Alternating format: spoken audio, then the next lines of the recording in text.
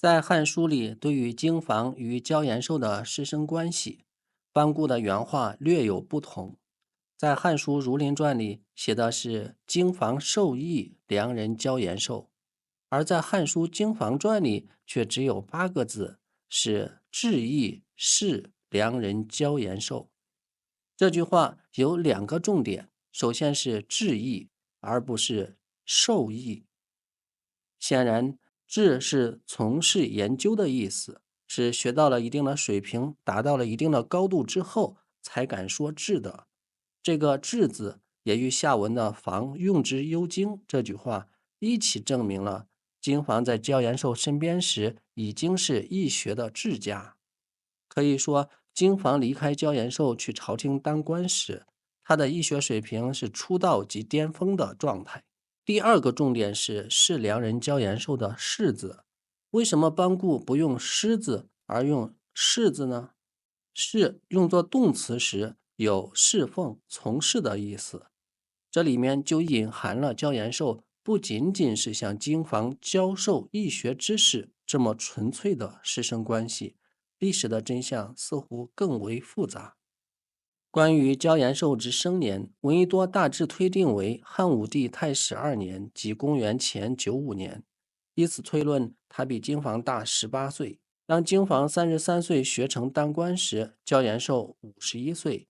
而据学者推断，他在经房死后又活了10几年，一直到了汉平帝的时候。当年轻的经房初次投入到焦延寿的门下时，焦延寿应当已经是在小黄县县令的位置上了。正因为焦延寿有县令和老师的双重身份，所以经房才有可能全面而系统地学习焦延寿的以后思先知兼邪之术、阴阳灾变之术。经房才能把这些技术实际应用到一县治理的具体政务实践之中，从而做到用之有精的程度。可以说，焦延寿向经房提供的不仅仅是一间教室，而是一座工厂、一间公司、一家企业。所以班固用了一个士字来概括经房的求学经历，说明这既是经房的教育经历，同时也是他的工作经历，他是有工作经验的。因此，我们也就不难理解，当经房被元帝宠幸时，经房立即就抛出了十分专业的考功课历法。这份考功课历法不是经房闭门造车的胡思乱想，而很可能是他在小黄县的工作总结呀。班固接着写道：干贫贱以好学德性良王，良王攻其资用，令己易学。这一句话里，我认为至少有3个要点要注意。一是干贫贱以好学德性良王。贫是指经济上贫困拮据，贱是指身份地位上卑贱。在汉代，普通老百姓如果以农民身份种地为生，这充其量只是贫，而农民的地位并不是贱。商人、下九流等职业的人，其身份往往比农民要贱。班固在这里说，焦干的出身是既贫又贱，说明他家里既不是农民，也不是商人。如果是农民，决定了其眼界和家庭意识，要么小富即安，要么甘于清贫。如果是商人，宣昭时代正是西汉中兴，不至于沦落至贫。汉元帝时，贡于上书提出了商贾的问题，说富人积钱满室，忧无厌足，民心动摇，商贾求利，东西南北各用智巧，好衣美食，虽有12之力而不出祖税。说明轩辕时期商业是十分活跃兴旺的，平均利润率达到了20%。比农民地位低贱的，除了商贾，还有什么人呢？林建明的秦汉史例指出，还有奴婢、刑徒和手工业工匠，他们也参与农业生产。标干的出身有没有是奴婢、刑徒的可能呢？是否因为以奴婢家庭出身，在梁王府邸做事而很有德性梁王的机会呢？这仍是未解之谜。干贫贱以好学德性梁王，首先就是焦干的籍贯是梁国，也有的资料具体指向是梁国蒙县，所以《汉书》说梁人焦延寿。而是教干的好学程度。一个是贫贱少年，一个是高贵的梁王，一个卑贱的尘埃，一个尊贵的华胄。他们两个要产生交集，必然是教干的好学诚实不欺，经得起人民的检验。至于梁王为什么会乐善好施到资助一个贫贱少年去学习，这里面应该要交代两点。一点是梁王的身份和年龄，根据历史资料推断，资助教干的应该是梁靖王刘定国。虽然他的出生年月不详，但他在公元前85到公元前46年在位，长达40年。从他的15个儿子均有分封看，当公元前85年他嗣位的时候，约在15到25岁之间，很可能已经成年。而当时的教干大约10岁。根据西汉当时对郡史的任职要求是达到17岁，那么梁王应当是在公元前85到公元前78年这期间资助了他。总体上看，梁王与焦延寿的年龄相差在5到15岁之间。第二点是梁王资助焦干学习背后的动机是什么？应当不仅仅是助人为乐而已。结合西汉时期的选官制度，州郡和国每年都应当向中央推荐1到2名的孝廉，孝廉是常科。逢上皇帝开选特科的时候，还要推举更多的人才。能不能推举一些滥竽充数的，或者沾亲带故、不学无术的废物去呢？郡州也许可以侥幸一下，但是诸侯国绝对不敢，因为自己推荐去的废物一旦露馅儿，就是欺君之罪，严重的可致除国。西汉时就有诸侯国上交的黄金色度不够而被除国的，所以州郡和封国必须要有一定的人才储备，这是事关存亡的大计。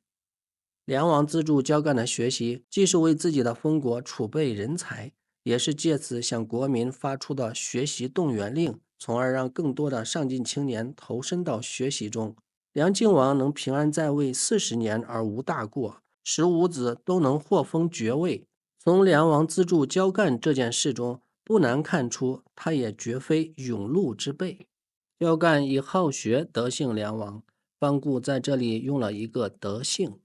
梁王对教干不但有期望成才的寄托，还从感情上喜欢宠爱他。这说明教干不是一个木讷的书呆子，必然是一个高情商、有眼色、办事醒目的机灵少年。性格方面不会过分呆板，也不会暴烈、倔强、坏脾气，应该是容易让人相处的。以至于梁王对他的宠爱达到了令极易学的程度。极易有尽心恣意的意思。在西汉当时，如果一个青年能为所欲为的学习，到底花不花钱？能花多少钱呢？有人说教干贫贱，而他的老师又可能是隐士，想必也不会贪恋钱财。那么梁王的资助其实也是寥寥的。那么咱们来看看，在西汉要实现极易学的程度，到底要花多少钱？汉代书写主要是使用竹简、木牍和刀笔，这些都是学习用的消耗品，需要用多少呢？魏律里规定，学童17以上使封奏书9000字，这是成为郡史的基本条件。奏书是秦汉时期的一种书体，史称大篆。9000个字的掌握程度是能封，也就是相当于能背诵书写。9000个字的容量大概相当于一本《说文解字》的收录量。我国目前要求高中毕业的学生能运用常见的5000到6000个汉字，而我们的汉字总量是相对较少的。虽然9000个字只比6000个字多了3000个字，但在常见的6000字之外再学3000个字的难度，可以说必须是研究生级的水平。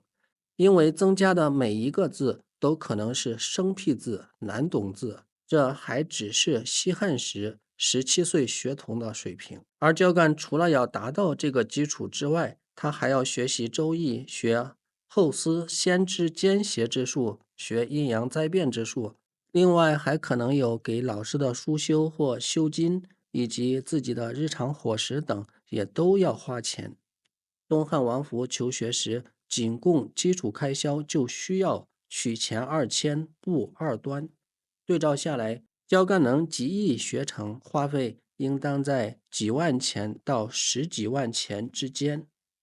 而汉代一石皮粮的价格通常在30到130钱之间。我们以每石100钱作为估算基准，花费10万钱相当于1000石皮粮，几乎相当于一个县令2年的俸禄了。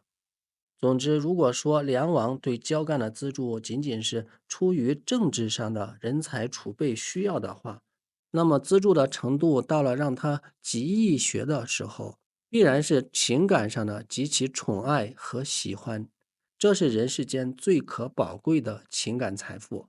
正因为教干得幸于梁王这样一位重情义的贵人，教干的人生也自然充满了重情重义的色彩，以至于他在小黄县县令上曾利民美义而知足。他不仅仅是追求隐士般的淡泊名利，而更可能的是把情义看得比升官更可贵。这样一位重情重义的人，当他身为老师去教学生时，无法想象他会对自己的学生漠不关心。那么在下一期视频里，我们将从教干的微观情况来看看他是如何培养经房的。下个视频见。